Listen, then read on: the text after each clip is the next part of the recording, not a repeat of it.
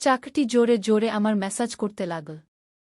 আমি তাকে টাকা দিতে চাইলাম, কিন্তু সে বলল, রেখে দিন মালকিন, রাতে আদায় করে নেবঘু। আমি কিছু বুঝতে পারছিলাম না। যত সে ম্যাসাজ করছিল, আমার উপর একটা নেশা চেপে যাচ্ছিল এবং আমি গভীর ঘুমে ঢলে পড়লাম।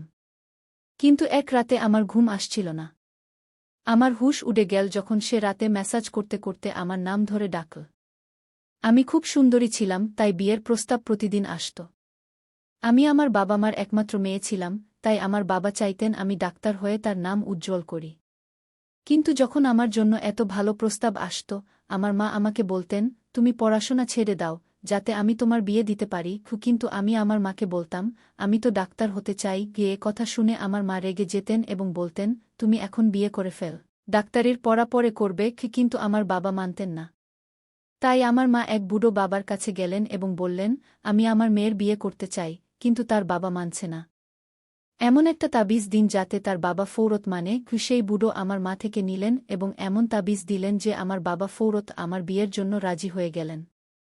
এই প্রস্তাবটা আসলে আমার বাবার বন্ধু তার ছেলের জন্য এনেছিলেন এবং বলেছিলেন, আপনার মেয়ে বিয়ের পরেও ডাক্তার হতে পারবে।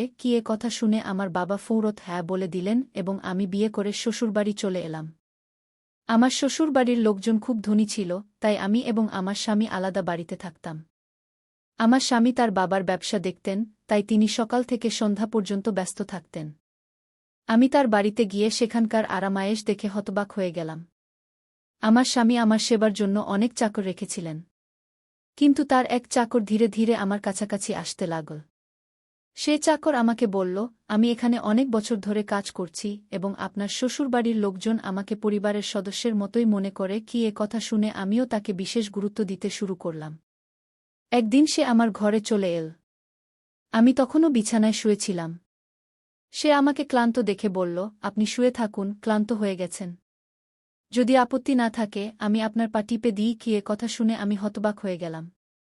আমি সুন্দরী ছিলাম, যুবতী ছিলাম, কিন্তু আমার স্বামী ছাড়া কোনো পুরুষ আমাকে স্পর্শ করেনি এবং কোনো চাকরকে কখনো আমার পা টিপতে দিইনি। তাই আমি ফৌরত না করে দিলাম, কারণ আমার ভালো লাগে না যে কোনো অপরিচিত ব্যক্তি আমাকে স্পর্শ করুক। এ কথা শুনে সে চুপ হয়ে গেল এবং আমার ঘর থেকে চলে গেল। তখনই আমি বুঝতে পারলাম যে আমি তার কথার উত্তর খুব কঠোরভাবে দিয়েছি। হয়তো সে আগেও আমার শ্বশুরবাড়িতে এমন কাজ করত, কিন্তু আমি স্পষ্টভাবে না বলে তার মন ভেঙে দিয়েছি। আসলে আমি খুব নরম মনের ছিলাম, তাই পরে আমার আফসোস হতে লাগল। আমি তার সম্পর্কে ভাবতে লাগলাম যে এই চাকরটি বেশ যুবক এবং সুন্দর।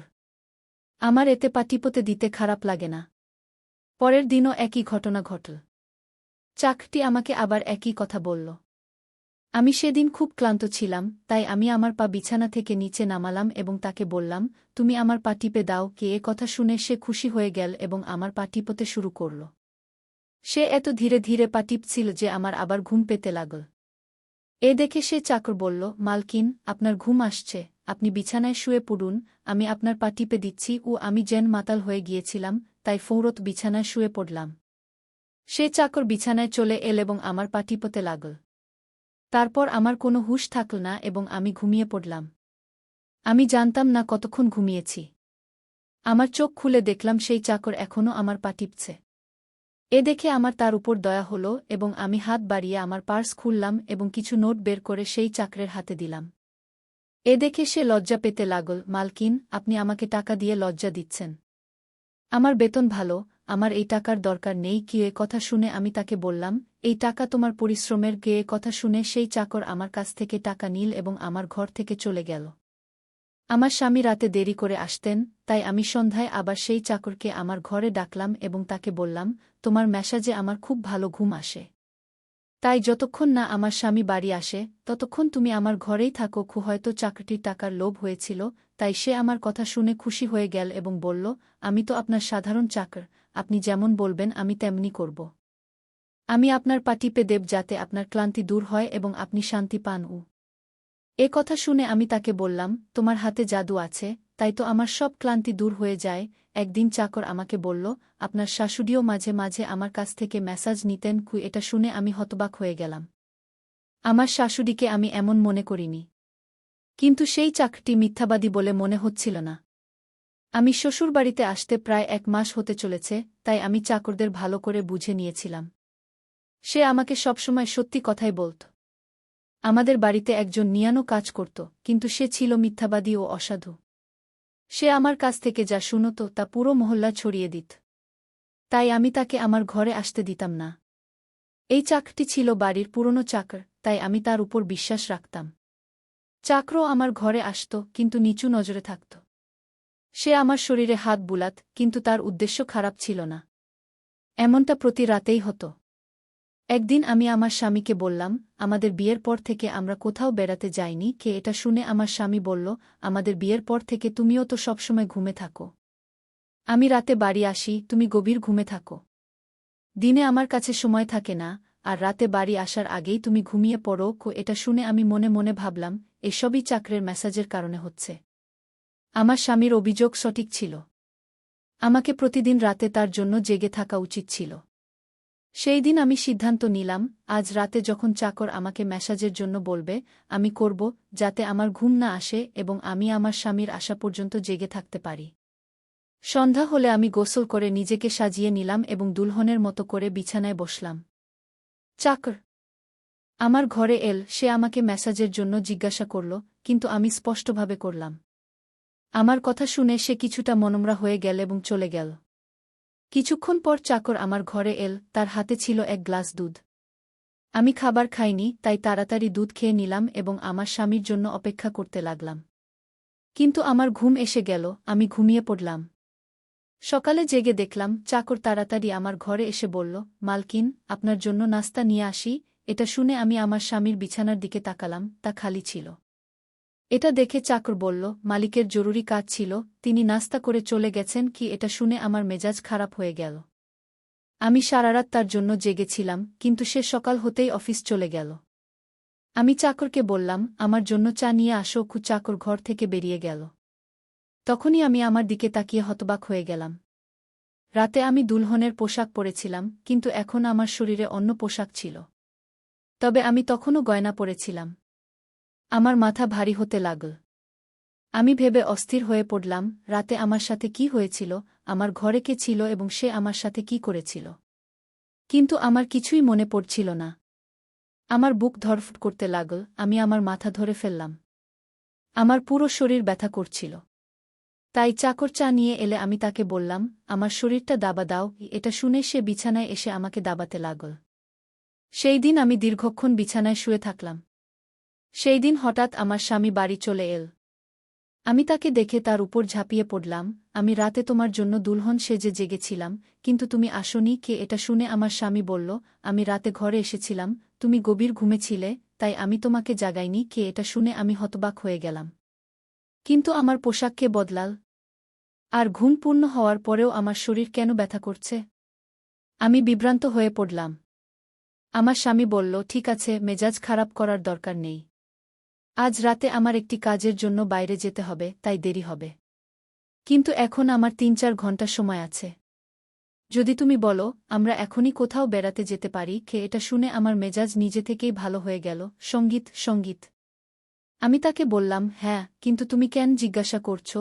এটা শুনে চাকর বলল, আমি আপনার চাকর, কিন্তু আমি আপনাকে এই পরামর্শ দেব, আপনি বাইরে যাবেন না, কারণ আপনার শরীর ক্লান্ত হয়ে যাবে। এটা শুনে আমার রাগ উঠে গেল। আমি তাকে বললাম, তুমি আমার চাকর, আমার স্বামী হওয়ার চেষ্টা করো না। এটা বলে আমি বাইরে চলে গেলাম। জানি না কী কারণে আমার এত রাগ হয়েছিল। আমি সেই চাকরকে ভালো করে বকা দিলাম। সে তার অবস্থান বুঝে গিয়েছিল। তাই যখন আমি বাড়ি ফিরলাম, সে আমার সামনে আসেনি। আমার স্বামী আমাকে গেটে নামিয়ে আবার বাইরে চলে গিয়েছিলেন। যখন আমি ভিতরে এলাম, আমার পুরো শরীর ভীষণ ব্যথা করছিল। সম্ভবত আমার শরীর ম্যাসাজের অভ্যাস হয়ে গিয়েছিল। তাই রাত হলেই সে ম্যাসাজের জন্য ব্যাকুল হয়ে উঠত। কিন্তু আমি সেই চাকরকে রাগান্বিত করে দিয়েছিলাম, তাই আজ সে আমার ম্যাসাজ করতে আসেনি। কিন্তু আমার তার দরকার ছিল। তাই আমি একটি নিয়নকে ডাকলাম এবং সেই চাকরকে ডাকতে বললাম। কিছুক্ষণ পর সেই চাকর আমার ঘরে চলে এল, আমার বিছানায় বসল এবং নিঃশব্দে আমার পা আমি লজ্জা পেয়ে গেলাম যখন দেখলাম সে আমার পায়ের আঙুল চেপে ধরছে। আমি তাকে এত খারাপ কথা বলেছিলাম, কিন্তু সে আমার কথাকে মোটেও খারাপভাবে নেয়নি। যখন তাকে চুপচাপ দেখলাম, তখন বললাম, আমি জানি না সেই সময় আমার কি হয়েছিল, তাই আমি তোমাকে এত কড়া কথা বলেছি।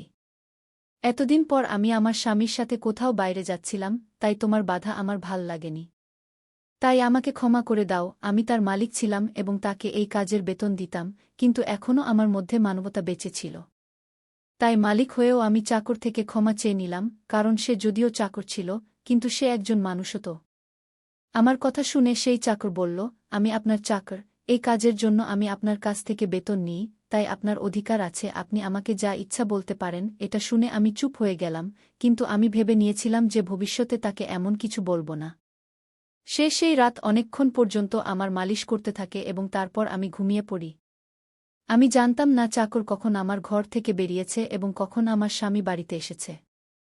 সকালে উঠে দেখলাম আমার স্বামী বাথরুমে আছে এবং বাইরে যাওয়ার জন্য প্রস্তুত হচ্ছে। আমি তাকে অবাক হয়ে দেখতে লাগলাম, জানি না আজকাল আমার কি হচ্ছে। চাকরের মালিশে আমার এত গভীর ঘুম আসে যে আমি কোনো কিছুর খেয়াল রাখতে পারতাম না। আমি এটাও বুঝতে পারতাম না যে আমার স্বামী কখন ঘরে আসে। আমি ভাবতে লাগলাম, এই চাকরের মালিশে এমন কি জাদু আছে যে সে আমার স্বামীর আসার আগেই আমার মালিশ করে দেয় এবং আমি হঠাৎ গভীর ঘুমে পড়ে যাই। সকালে যখন আমি উঠতাম, আমার মাথা ভারী লাগত এবং আমি হাঁটাচলা করার মতো অবস্থায় থাকতাম না। কিন্তু এই কথা আমি আমার স্বামীকে বলিনি, কারণ আমি চাইনি যে সে জানুক আমি সেই চাকর থেকে মালিশ করিয়ে নিই। একদিন আমার স্বামী দিনের বেলায় বাড়িতেই ছিল। আমি চাকরকে বাড়ির সব কাজ করালাম, তাকে আমার ঘরে আসতে দিলাম না। চাকর বাড়ির সব কাজ করত এবং মালিশের কথা কারো সামনে মুখ থেকে উচ্চারণ করত না। আমিও চাইতাম যে এই কথা কেউ জানতে না পারে। এই সময়ে যখন আমার স্বামী বাইরে যেত, আমি সেই চাকরকে ঘরে ডেকে নিতাম। কিন্তু একদিন আমার স্বামী হঠাৎ বাড়িতে চলে আসে এবং আমি ঘরে ছিলাম। এটা দেখে আমি খুব ঘাবড়ে গেলাম এবং ভাবলাম যে স্বামীর আসার আগে চাকরকে তাড়িয়ে দেব। কিন্তু এই চাকর খুব বুদ্ধিমান ছিল, আমার স্বামীর আসার আগেই অন্য কাজে লেগে গেল এবং আমার স্বামীর কিছুই টের পেল না।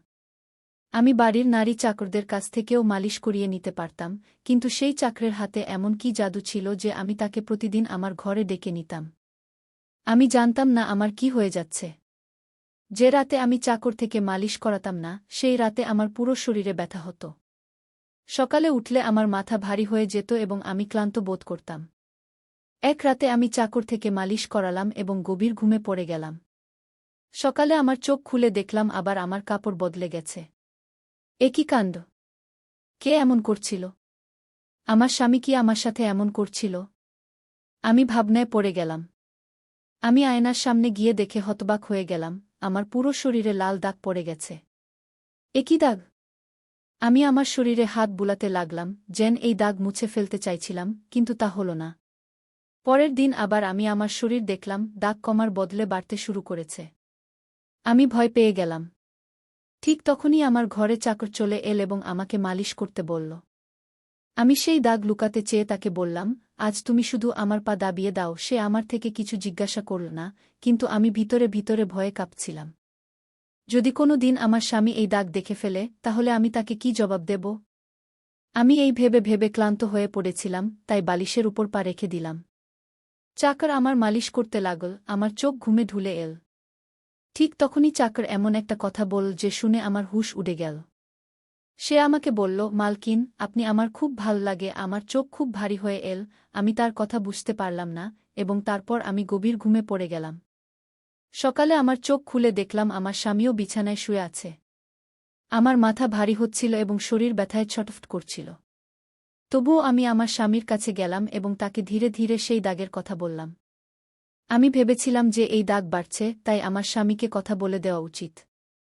এটা শুনে আমার স্বামী আমার শরীর থেকে কাপড় সরালে সে লাফিয়ে উঠল। সে আমার থেকে দূরে সরে গেল এবং বলতে লাগল, তুমি আমাকে ঠকিয়েছ, বেইমানি করেছ, এবং তুমি তারই শাস্তি পেয়েছ। এ কোনো রোগ নয়, বরং তোমার অপরাধ। আমার মধ্যে কি কমতি ছিল যে তুমি আরেকজন পুরুষ খুঁজে নিলে? আমি কাজে ব্যস্ত ছিলাম, মরে গিয়েছিলাম না যে তুমি আরেকটা ফন্দি আটকালে। এটা শুনে আমি হতভম্ব হয়ে গেলাম। আমি তাকে বললাম, আপনি কি ধরনের কথা বলছেন? আমি নির্দোষ। কিন্তু আমার স্বামী হেসে উঠল এবং বলল, এই চিহ্নগুলো প্রমাণ করছে যে তুমি অপরাধী। এজন্যই আমার বাড়ি থেকে বেরিয়ে যাও। আমি তোমাকে তালাকের কাগজপত্র পাঠিয়ে দেব। সে আমাকে ধাক্কা দিয়ে দিয়ে বাড়ি থেকে বের করে দিল। আমি কাঁদতে কাঁদতে আমার বাবা মায়ের বাড়ি চলে গেলাম এবং তাদের আমার নির্দোষতার বিশ্বাস দিলাম। তারা আমার আপনজন ছিল, তাই তারা বিশ্বাস করল। তারা বলল যে তারা আমার স্বামীর সাথে কথা বলতে যাবে। কিন্তু তাদের যাওয়ার আগেই তালাকের কাগজপত্র চলে এল এবং আমার হাসিখুশি জীবন ধ্বংস হয়ে গেল। আমি এটার দায় কার উপর দেব? কেউ তো ছিল না। আমি কয়েকদিন ধরে কাঁদলাম। আমার মনে হচ্ছিল যেন আমি মরে যাচ্ছি। একদিন আমার মা আমার ঘরে এল এবং বলল, কেউ তোমার সাথে দেখা করতে এসেছে। আমি দৌড়ে গেলাম, ভাবলাম হয়তো আমার স্বামী এসেছে, সে আমার নির্দোষতা বুঝতে পেরেছে। কিন্তু সেখানে আমার স্বামী ছিল না, বরং সেই চাকর ছিল যে তার বাড়িতে কাজ করত। আমি তাকে আসার কারণ জিজ্ঞাসা করলাম, সে বলল, আমি আপনার সেই চিহ্নগুলোর কথা জানি। এটা শুনে আমি হতবাক হয়ে গেলাম। আমি তাকে জোরে ধরে ফেললাম এবং তার শার্টের বোতাম এক ঝটকায় খুলে দিলাম। এখন আমি বুঝতে পারলাম কেন আমার স্বামী আমার উপর এত নোংরা অভিযোগ এনেছিল। এটা বলে আমি চাকরের বুকে মুষ্টাঘাত করা শুরু করলাম। আমি বললাম, এই চিহ্নগুলো আমার শরীরে কিভাবে এল? তুমি মেসেজের অজুহাতে আমার সাথে কি করেছিলে? আমাকে সত্যি সত্যি বল। এটা শুনে চাকর আমার দুটি হাত ধরে ফেল এবং বলল, আমার নাম রাজেন্দ্র এবং আমি তোমার সাথে ইউনিভার্সিটিতে পড়তাম। কিন্তু আমি তোমাকে ভালোবেসে ফেলেছিলাম। আমিও ডাক্তার হতে চেয়েছিলাম এবং ভেবেছিলাম যখন আমরা দুজনেই ডাক্তার হয়ে যাব, তখন আমি তোমার বাবার কাছ থেকে তোমার হাত চেয়ে নেব। কিন্তু একদিন তোমার সেলিনার মুখে শুনলাম যে তোমার মা তোমার বিয়ে দ্রুত করতে চায়। তাই আমি ভয়ে তোমার বাড়িতে প্রস্তাব পাঠালাম, কিন্তু তোমার বাবা তা প্রত্যাখ্যান করল এবং বলল, আমি আমার মেয়ের বিয়ে তখনই দেব যখন সে ডাক্তার হয়ে যাবে। তাই আমি চিন্তামুক্ত হয়ে আমার পড়াশোনা শুরু করলাম। আমাকে এক সপ্তাহের জন্য আমার কাজিনের বিয়েতে শহরের বাইরে যেতে হয়েছিল, তখনই তোমার বিয়ে হয়ে গেল। সে এগুলো সব আমাকে বলছিল এবং আমি নিঃশব্দে তাকে দেখছিলাম। যখন আমি ফিরে এলাম, আমার প্রেমিকা অন্য কারো বধূ হয়ে গিয়েছিল। আমি তোমার ভালোবাসা ও পাগলামিতে তোমারই বাড়ির চাকর হয়ে গেলাম, যাতে আমি তোমার কাছাকাছি থাকতে পারি। আমি তোমার কাছে আসতে চেয়েছিলাম, তাই মেসেজের অজুহাতে তোমার ঘরে চলে আসতাম এবং রাতে তোমার দুধে বেহোশির ওষুধ মিশিয়ে দিতাম, যাতে তুমি ঘুমিয়ে থাকো এবং তোমার স্বামী তোমার কাছে আসতে না পারে। কারণ তুমি আমার ছিলে। আমি তোমাকে অন্য কারো কাছে দেখতে পারতাম না। এটা শুনে আমি হতভম্ব হয়ে গেলাম। তুমি কি আমার সাথে কখনো কিছু অন্যায় করেছ? এটা শুনে সে আমার হাত তার মাথায় রাখল এবং বলল, আমি তোমাকে ভালোবেসেছিলাম, তাই তোমার অনুমতি ছাড়া আমি তোমার সাথে কিছু করতে চাইনি। এটা শুনে আমি সেই চিহ্নের দিকে ইশারা করলাম যা আমাদের দুজনের শরীরে ছিল। এটা শুনে সে হেসে উঠল এবং বলল, আমি ডাক্তার, আর এটা শুধু ফিকশন। আমি এটা করেছি যাতে তোমার স্বামী আমাদের দুজনের উপর সন্দেহ করে। এটা বলে সে আমার কাছে ক্ষমা চাইল এবং আমি পুরো 1 বছর তাকে শাস্তি দেওয়ার পর তাকে ক্ষমা করে দিলাম এবং তারপর তার সাথে বিয়ে করলাম। তাই আমার প্রিয় বন্ধুরা, এটা ছিল আমাদের আজকের ছোট্ট গল্প। আপনি এই গল্পটি কেমন লাগলো কমেন্ট করে অবশ্যই জানাবেন। যদি আপনি এই গল্পটি পছন্দ করেন, তবে এটি লাইক করুন এবং আপনার বন্ধুদের সাথে শেয়ার করুন। যদি আপনি এরকম আরও ইন্টারেস্টিং এবং রোমান্টিক গল্প শুনতে চান, তবে চ্যানেলটি সাবস্ক্রাইব করুন এবং বেল আইকন অন করুন, যাতে আপনি আমার প্রতিটি গল্প সময়মতো পেতে পারেন। কাল দেখা হবে আরেকটি নতুন গল্প নিয়ে। ধন্যবাদ।